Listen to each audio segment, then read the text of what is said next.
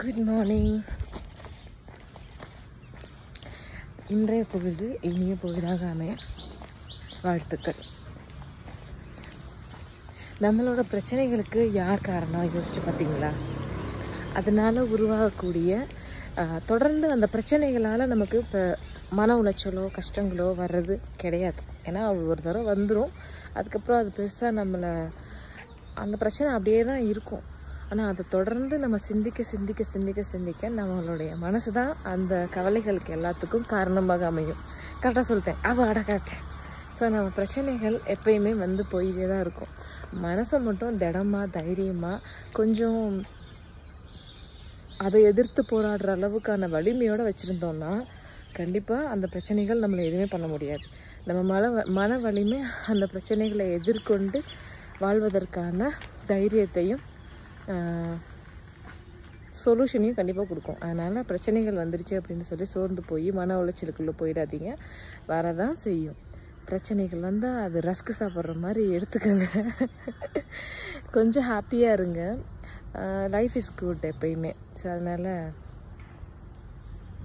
வரட்டும், பார்த்துக்கலாம், கடந்து போயிடுவோம் எல்லா பிரச்சனையும் அப்படின்னு சொல்லி ஒரு தைரியத்தோடு இருங்க.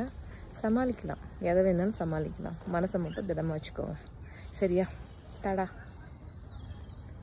ஒரு வாரத்துக்கு மேலே ஆச்சுங்க. 5:30 மணிக்கு இருந்து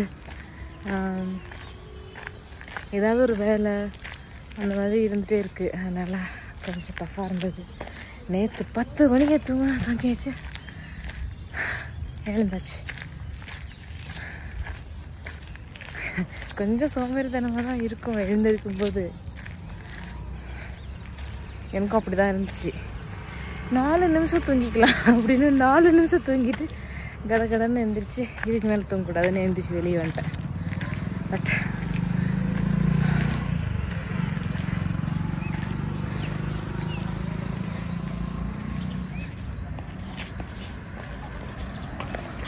வெளியே வரலைன்னா இந்த அழகான இயற்கையை எப்படி பார்த்துருக்க முடியும்? 8 மணிக்கு மேலே ஆச்சுன்னா பயங்கர ஹாட் ஆகிடுது. வெஹிக்கிள்ஸ் வேறு ஓவராக போக ஆரம்பிச்சிடுது. அதெல்லாம் நமக்கு பிடிக்க மாட்டேங்குது, இரிட்டேட்டிங்காக இருக்குது. இந்த மார்னிங் தான் கொஞ்சம் ப்ளசண்ட்டாக இருக்குது, அழகாக இருக்குது, ஹாப்பியாக இருக்குது. மிஸ் பண்ணாதீங்க மார்னிங்கை. எழுந்திரிச்சு பாருங்கள், யூ வில் ஃபீல் குட்.